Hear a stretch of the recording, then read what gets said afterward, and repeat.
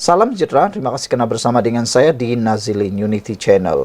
Ada orang yang mula mencadangkan supaya Muhyiddin Yassin segera letak jawatan berundur sebagai Presiden Parti Bersatu. Walau bagaimanapun ramai juga orang yang tak setuju, tetapi ramai juga orang yang setuju. Salah seorang yang setuju supaya Muhyiddin Yassin berundur daripada jawatan Presiden Parti Bersatu ialah Puat Zarkasi. Puat Zarkasi kata sampai masa Hamzah mendesak Muhyiddin berundur. Saudara-saudara sekalian, kalau sebelum ini kita juga pernah mendengar bahawa ada beberapa ahli akar umbi dan pemimpin daripada Parti Bersatu pernah menyuarakan supaya jawatan Presiden Parti Bersatu dipertandingkan. Namun demikian, tiba-tiba pula ada turning back atau buat U-turn. Dulu mula-mula Muhyiddin kata tak bertanding lagi sebagai Presiden Parti Bersatu, tetapi kata beliau apabila isterinya menasihati supaya jangan berhenti, maka Muhyiddin terus menjadi Presiden. Ketua Pembangkang Datuk Seri Hamzah Zainuddin digesa agar mendesak pengerusi Perikatan Nasional PN Tan Sri Muhyiddin Yassin segera berundur dan setelah disifatkan gagal memohon keampunan daripada Sultan Pahang.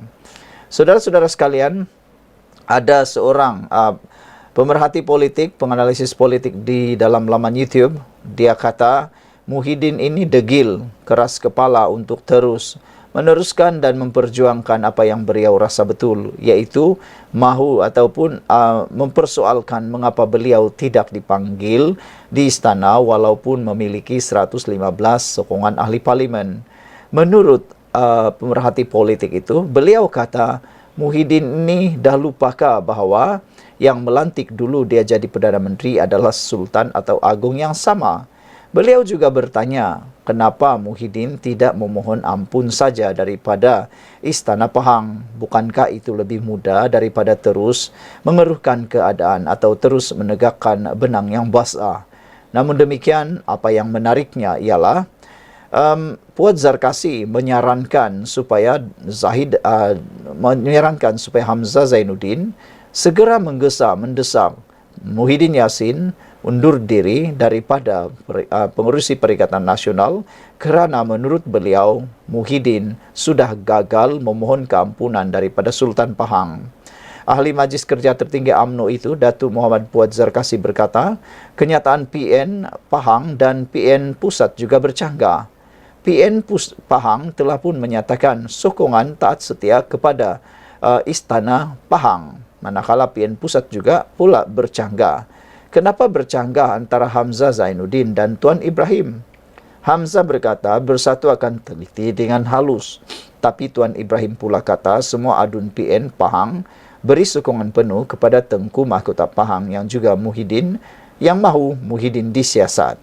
Pengerusi PN Pahang berhemah dan bersopan, tetapi bos besar PN pula degil. Tengku Mahkota Pahang telah menyatakan kemurkahannya. Kenapa payah sangat Muhyiddin minta ampun, katanya menerusi hantaran di Facebook pada Rabu. Beliau juga menggesa agar Muhyiddin memelihara institusi Raja Melayu. Tidak mungkin bekas PM dan masih bercita-cita mau jadi PM tidak boleh beradab dan mohon keampunan. Peliharalah institusi Raja Melayu, katanya. Sampai masanya Hamzah mendesak Muhyiddin undur diri. Tidak perlulah diteliti secara halus, katanya lagi. Sekian dulu untuk kali ini. Jangan lupa tinggalkan komen anda. Sila tekan butang subscribe. Kita jumpa lagi. Bye-bye. Salam sejahtera. Terima kasih kerana bersama dengan saya di Nazilin Unity Channel. Satu lagi pendedahan yang spesial untuk Muhyiddin. Muhyiddin cuba alih tiang gol. Tumpuan masih pada ucapan hina institusi raja. Pengerusi Perikatan Nasional PN Tan Sri Muhyiddin Yassin dilihat cuba mengalihkan tiang gol daripada kontroversi ucapannya ketika berkempen sewaktu pilihan raya kecil PRK Dewan Undangan Negeri Nenggiri dengan merujuk kepada 115 akuan berkanun ahli-ahli Dewan Rakyat. Ahli Parlimen Batu Pahat On Abu Bakar berkata, dokumen lama tersebut kini tidak lagi relevan kerana tumpuan utama masih tertumpu kepada ucapannya yang didakwa menyentuh isu sensitif 3R, kaum, agama, raja. Tindakan Muhyiddin ini dilihat sebagai usaha untuk mengelak daripada menghadapi implikasi serius akibat kenyataannya yang menghina institusi diraja. Tegasnya menerusi kenyataan hari ini. Semalam, Muhyiddin memberitahu telah menyerahkan beberapa dokumen kepada polis bagi membantu siasatan berhubung isu 3R semasa berkempen bagi PRK Dun Nenggiri. Menurutnya, antara dokumen yang diserahkan adalah surat daripada Yang di-Pertua Dewan Rakyat bertarikh 20 November 2022 mengandungi titah Perintah Seri Paduka Baginda Yang di-Pertuan Agong 16 yang meminta ahli Dewan Rakyat mendapat sokongan majoriti untuk menjadi Perdana Menteri. Muhyiddin juga menyerahkan 115 akuan berkanun ahli Dewan Rakyat yang memberikan kepercayaan kepadanya untuk dilantik sebagai Perdana Menteri yang diserahkan kepada Istana Negara pada 21 November tahun 2022. Namun demikian, saudara-saudara sekalian, dokumen 115 akuan berkanun itu telah pun dinafikan oleh Zahid Hamidi.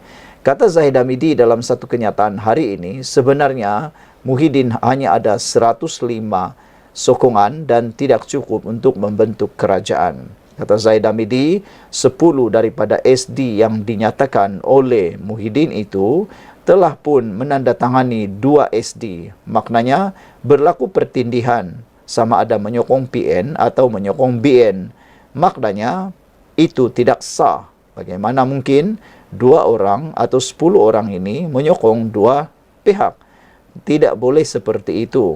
Saudara-saudara sekalian, bercakap lanjut lagi, Muhyiddin yang telah pun memberikan itu kononnya layak untuk dilantik sebagai Perdana Menteri, tetapi sebenarnya dia lupa akta anti lompat parti yang telah diluluskan sendiri oleh kerajaan beliau sebagai Perikatan Nasional.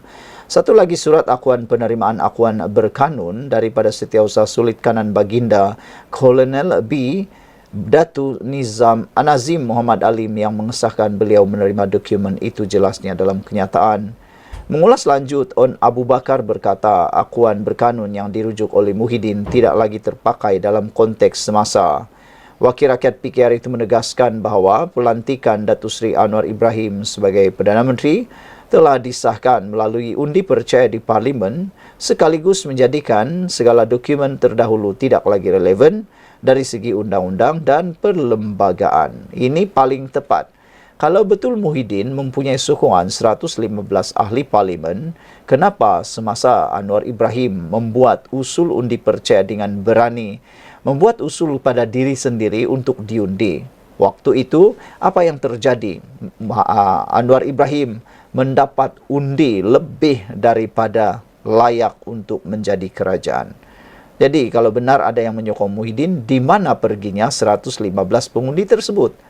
Tindakan Muhyiddin ini juga dilihat sebagai cubaan untuk mempertikaikan semula keputusan yang di-Pertuan Agong terdahulu, walaupun beliau menafikan niat untuk menghina institusi diraja.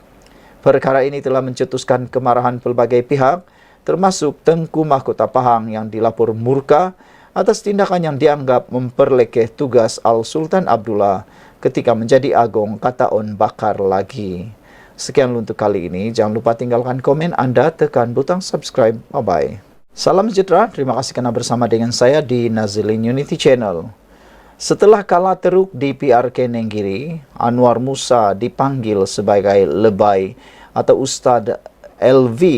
Kini beliau tampil pula menjawab kekalahan teruk itu. Tapi jawapan daripada Anwar Musa ini paling menarik dan memang banyak yang boleh diberikan komen atau diperdebatkan. Jadi, saudara-saudara yang menonton video ini, sila tinggalkan komen Anda untuk penafian dan juga mempertahankan diri, komen mempertahankan diri daripada Anwar Musa ini. Beliau kata, kalau calon bekas BN boleh menang di Nenggiri. Itu komen Anwar Musa selepas kalah PRK Nenggiri. Ramai netizen kata, macam mana pula calon bekas BN boleh menang di Nenggiri? Apa pula yang boleh berlaku? Ini pendapat Anwar Musa. Walhal, ramai orang yang menyalahkan Anwar Musa sebagai punca kekalahan PAS di Nenggiri. Salah satu perkara yang boleh dijadikan asas kepada pertanggungjawaban kekalahan itu kepada Anwar Musa ialah kerana Anwar Musa sudah tidak relevan lagi di mata pengundi negeri. Selain daripada itu, tindakan sombong bongkak beliau memakai pakaian LV semasa berada di perkampungan orang asli juga disebut sebagai punca kekalahan. Selain daripada itu, mereka juga kata Anwar Musa adalah pemimpin Barisan Nasional dahulu yang di-recycle dan tidak memberikan apa-apa kesan yang besar kepada pilihan raya di Nenggiri. Walau bagaimanapun, pengerusi Muafakat Nasional MN ini, iaitu Tan Sri Anwar Musa, berpendapat jika calon PN pada PRK Dun Nenggiri baru-baru ini datang daripada kalangan bekas pemimpin UMNO seperti pada PRN lepas, keadaan mungkin berbeza. Sebenarnya saudara-saudara sekalian, ramai yang juga mempersoalkan tindakan Anwar Musa ini. Adakah beliau sedang mempersalahkan tindakan PAS dan Bersatu untuk meletakkan calon celup, calon bidang terjun daripada PAS masuk Bersatu itu? Adakah ini juga sedang menjadi perdebatan dalam kalangan Perikatan Nasional? Adakah dengan ini juga komen daripada Anwar Musa ini akan dapat menyebabkan tersinggungnya Muhyiddin Yassin dan Hadi selaku pengerusi Perikatan Nasional dan timbalan pengerusi Perikatan Nasional serta kedua-duanya adalah Presiden Parti untuk PAS dan juga untuk Bersatu? Menurut Anwar Musa, hal ini kerana undi UMNO tentunya akan berpecah dan tenaga kempen tempatan juga akan lebih berkesan apabila datangnya dari kalangan penyokong UMNO. Malangnya tidak seperti di Sungai Bakap, perkara ini tidak terjadi. Ramai dari kalangan mereka merasakan mereka dikesampingkan, katanya menerusi kenyataan. Selain itu katanya BN juga telah menggunakan strategi BN tanpa DAP dan PH. Mereka memujuk semula lebih daripada 2,000 pengundi putih UMNO yang dahulunya tidak keluar mengundi pada PRU15. Pendekatan itu berkesan, katanya. Dalam keputusan PRK Dun Nenggiri 17 Ogos lalu, Barisan Nasional berjaya merampas kembali kerusi yang terletak di bawah Parlimen Gua Musang itu apabila calonnya Muhammad Azmawi Fikri Abdul Ghani menang dengan majoriti bergaya 3,352 undi. PAS tersungkur teruk apabila calonnya Muhammad Rizwadi Ismail yang mewakili PN hanya mendapat 5,739 undi. Mengulas lanjut, Anwar yang sah menjadi ahli PAS pada Jun tahun lalu berkata, gerakan memujuk pengundi yang dulu tidak keluar membuang undi ternyata berjaya. Dakwanya, hal tersebut kerana insentif dan pelincir kewangan yang lumayan serta sentuhan bekas-bekas adun UMNO, bekas YB Yusof dan Haji Aziz yang bekerja bagi pihak calon UMNO BN. Mereka berjaya menambah jumlah keluar mengundi, hampir 3,000 pengundi yang dahulunya tidak mengundi pada PRU 15 katanya. Turnout yang tinggi mencecah 74% berbanding 61% semasa PRN melonjakkan undi mereka daripada 6,000 kepada 9,000 undi, iaitu pertambahan hampir 3,000 undi jelasnya lagi. Sekian dulu untuk kali ini. Jangan lupa tinggalkan komen anda, tekan butang subscribe. Bye-bye. Salam sejahtera, terima kasih kerana bersama dengan saya di Nazilin Unity Channel. Saudara-saudara sekalian, ini perkembangan terkini siasatan Muhyiddin Yassin berkait dengan isu 3R yang didakwa menghina Sultan Pahang.